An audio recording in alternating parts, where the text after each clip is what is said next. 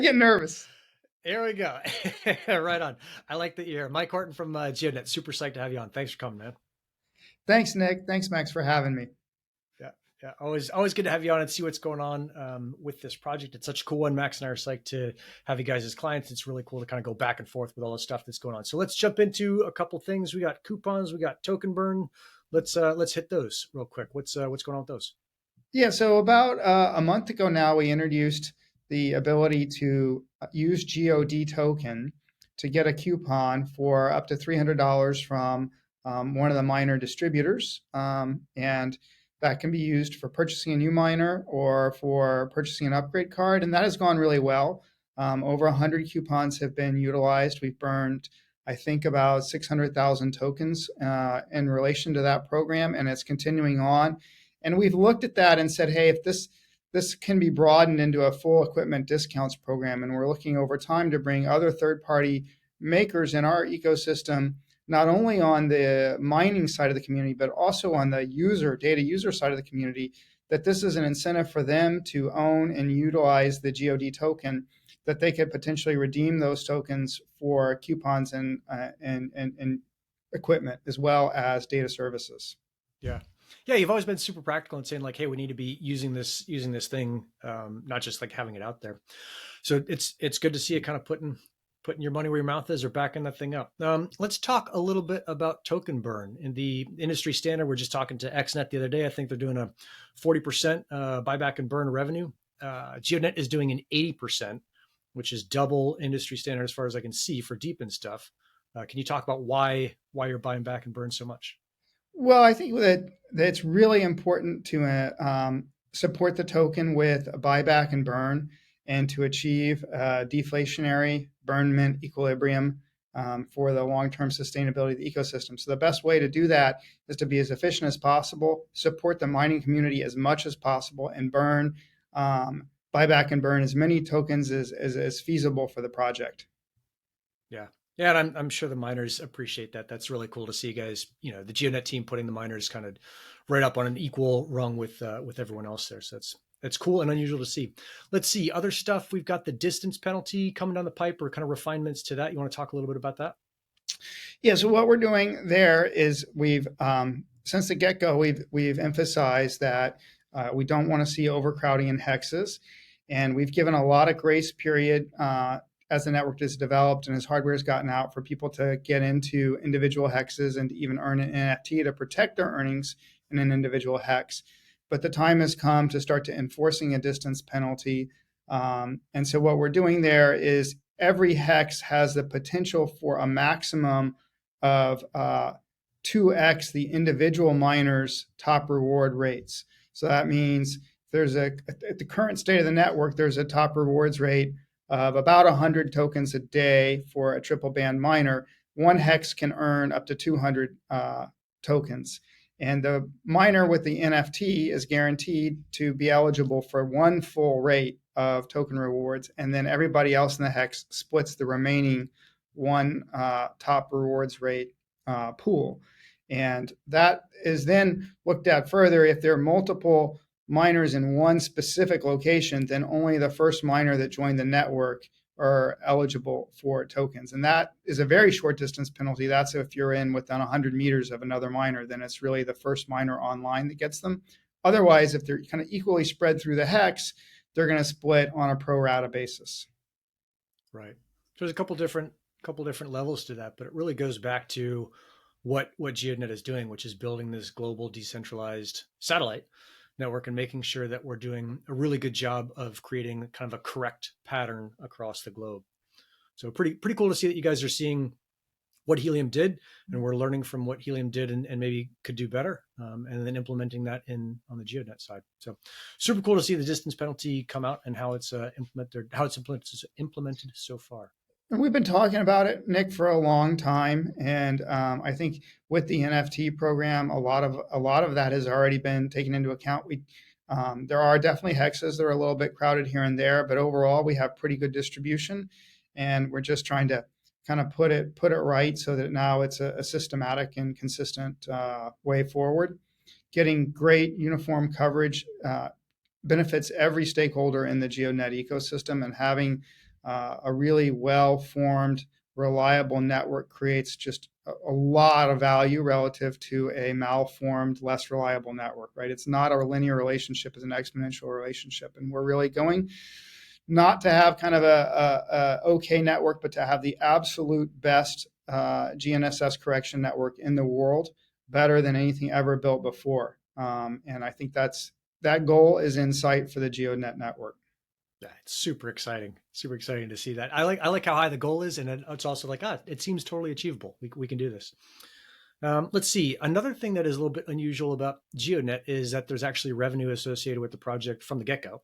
Do you want to talk a little bit about revenue coming in right now and kind of what you're Yeah, looking so for? we have a bit of revenue. We're growing it. We're working on growing it. We decided we got to the point where we had enough critical infrastructure in place with the team that we could start to use that um, through this 80% buyback mechanism. So we started that efficiently. Revenues on chain. We published the address where that's happening. And yeah, I'm proud to say I think we've burned over 500,000 tokens so far on revenue. And we're going to see that consistently now and start to grow. And so I think we have a good customer pipeline. We have 3 kind of core customers that have started with us and been with us all along. We have another one that just signed, and we have multiple more in the pipeline. So I think we're very focused on bringing revenue onto the network so that the 80% is meaningful, and that we do see meaningful buyback and burn of the token in the near term. Yeah, I mean it's one of the top, if not the top, DePIN project in the space for this revenue side. So pretty exciting that you're sitting pretty much on top of the world there. Let's see. Let's talk about some other innovative stuff that's going on with GeoDNet, which Max and I have been involved with on the GEODNET side, which is the very first GIP, the GeoDNet improvement proposal. We put that out a couple weeks ago in public, and the general idea was to see if we can basically programmatically do a better job of incentivizing good coverage. Do you want to talk through kind of maybe where it started and then where you see it going? And then we can jump into details if we have time. Yeah, I mean, I think we have seen across looking at all of the deep end projects, not just GeoDNet, that there are areas where it's relatively easier to get physical locations, and where IoT crypto mining for a simple, way to think about it is more popular than in other areas. And we want to have a network that's good in every area. And so to do that, we need to think about how do we create incentives on a more real-time dynamic basis that will help us adjust the incentives and appropriately in order to create coverage everywhere in a consistent basis. And the idea that central planning through the foundation or through discussions on Discord is going to be enough to come up with a incentive system that is going to work to really create truly uniform global coverage. We just didn't think that was going to work. And so, our mutual discussions that we've had with the Goldhawks team has led us to think that we can use staking in an innovative way to create a responsive system that dynamically incentivizes people to fill that full geographic territory. And so areas that are harder can get covered, and the amount of incentive that is required to get a more difficult area covered is really determined by the marketplace, not by a semi-centralized sort of foundation, or even just an online discussion that is, or a governance process, which would be decentralized. It's just too dynamic for that. The price of real estate, price of telecommunications infrastructure is just very different in different places. And to try to pre-calculate all of that it's too difficult. Yeah. Yeah. It's been really cool to see a bunch of that discussion, and to see, as we've worked with you guys, how the idea has evolved. So it started in one way. I think that was the initial way that we presented to the community. And then as we've kind of been going through talks and talking with the folks on Discord, shout out to a bunch of folks in the GeoDNet improvement channel on Discord. Elon Tuscan, Heated Lime, and a couple other folks. I'm going to forget all the other important names that are on there. Have been saying, hey, did you think about this? And what about that? And how do we do this? And one thing, Mike, that we've been going back and forth on is this idea of rewarding the stakers beyond just the coverage that they get. So the initial proposal had the reward for staking just being that you got coverage there. And you guys, the GeoDNet team, has really kind of developed this idea of like, hey, there should probably be something going back to the stakers. Do you want to talk a little bit about that part? Yeah, so I think what that's been a pretty consistent piece of feedback. When you do stake, you are kind of locking up tokens for a period of time, and you are helping incentivize coverage and helping the network respond to that. So you're doing a lot of benefit to the network on multiple levels, and so there should be a reward for that.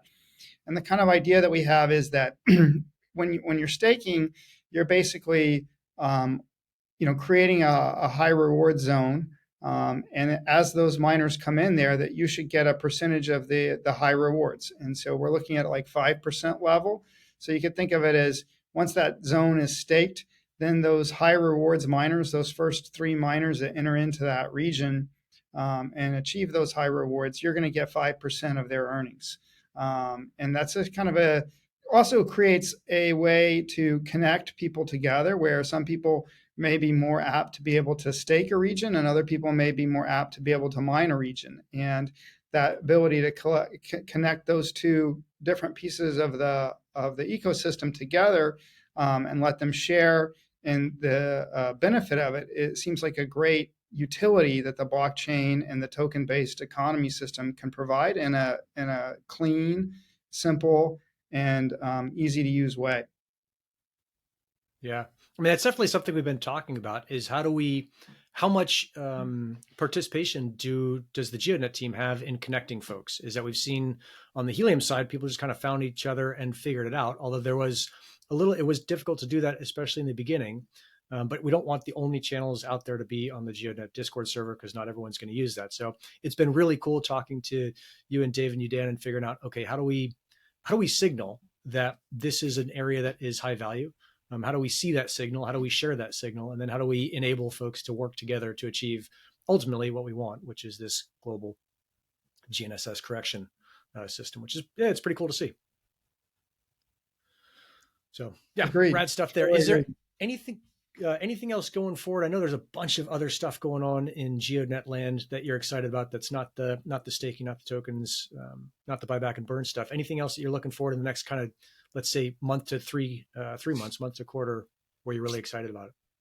Well, I think one of the things that we're going to see come out is a really nice starter kit to use GeoDNet that is really at a very entry level price point that can be a big enabler for maybe some of the non-traditional use cases. So you can think of GeoDNet as having a very traditional user base of professional users in agriculture, machine control, civil survey, high-end drone scanning applications. These people know how to use GeoDNet. They have the equipment, their standards. They can just plug in and go, and that's going to certainly be a lot of the near-term revenue driver. But because of the affordability of these RTK chipsets and high accuracy GPS can be really used by anybody. It's gotten very inexpensive, and with GeoDNet being able to provide correction data in so many locations and a growing set of locations, we want to make sure that it's accessible to everybody. So Crowd Supply, which is a kind of a Kickstarter for hardware projects, will be helping us get it going, and then it'll be available through normal distribution channels shortly thereafter. Will be this really great little starter kit that anyone can pick up and then get a 30-day trial account to give it a go and learn all about what centimeter accurate positioning is. Turn on the corrections, turn off the corrections, see meter level, positioning, and then centimeter level positioning, and see how easy it is to get that high accuracy, and then dream up all the different applications that it can be built into, whether that's e-mobility or small robots or a kid's high school science project or a college project, anything. So we think that'll be popular across a lot of things. It'll be a great tool for people in our ecosystem to just demonstrate it. Small, portable, carry along. So look for that. We're really excited. Crowd Supply is a cool thing, and ultimately, it'll be available through a lot of distribution channels. But I've been personally testing it myself for the last couple of weeks, and I'm just super ecstatic to get that thing out there because it will really lower the barrier of entry to trying out centimeter precision GPS. Awesome. Super cool. Thanks, man. Thanks for making the time to catch up. Always good to hear what's going on in your world, and excited to kind of continue getting that staking proposal out there in public, and also to keep rolling out all of the pretty amazing, I mean, for how small the team is, how fast it's moving and how innovative innovative it is, it's pretty stunning. So, Well, thank you, Nick. super And I cool to think, see. as All right, always, Mike we Horton, thank GeoDNet, thanks a ton for coming on, man. Take care. Thanks, Nick.